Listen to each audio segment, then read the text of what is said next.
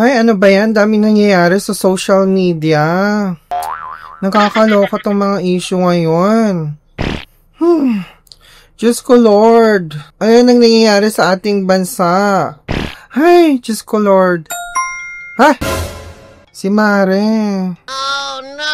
Hello, Mare. Hello, Mare. Bakit? Wala, kinakamusta ka lang? Ikaw talaga istorbo ka, no? Nakikichika ako sa Facebook. Ang dami-dami mga issue ngayon.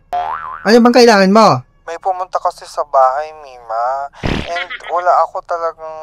Naku po. Sabihin mo na sa akin ng diretso, Mima. Yung ano kasi... Mangungutang ka ba? Mima, wala akong pera. Hala, ganun ba? Hindi ka na mapapautangan ngayon. Kahit 1K? Dapat sinabi mo ng 1 linggo pa. 1K lang sana, baka meron ka. Wala na rin ako, kapos na ako. Kailangan ko lang talaga. Pero sandali. Meron akong ire-recommend sa'yo, Mima. Sino yan? Pwede kang jumutang kay Cash Express. App ba yan? Yes, hindi mo ba alam na meron silang 0% interest? Hindi mo kailangang magbayad ng interest for the first 7 days. Talaga, Mima? Ha? Hindi ka pa aware? Hindi. Hindi mo alam? Hindi mo kilala si Cash Express? Hindi nga, Mima. Ngayon ko na narinig sa'yo yan. Talaga naman. Kung ganon, perfect ito sa mga first time jutangera ni Cash Express. Oo. Kasi, itong 0% interest nila, first loan mo kung ikaw ay first time jutangera. At eto pa, Mima, hindi mo kailangang mag-download ng app. Uy, perfect yun. Oo.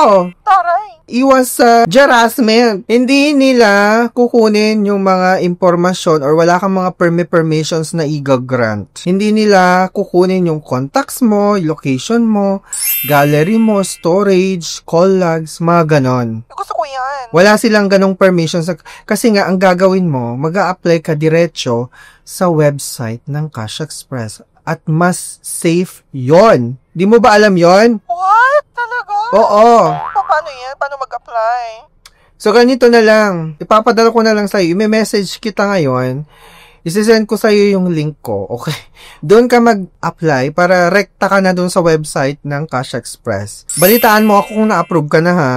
Sige, Mare. Salamat talaga. Saka, once na-approve ka na, Mima, pwede ba? Pautang! Ano?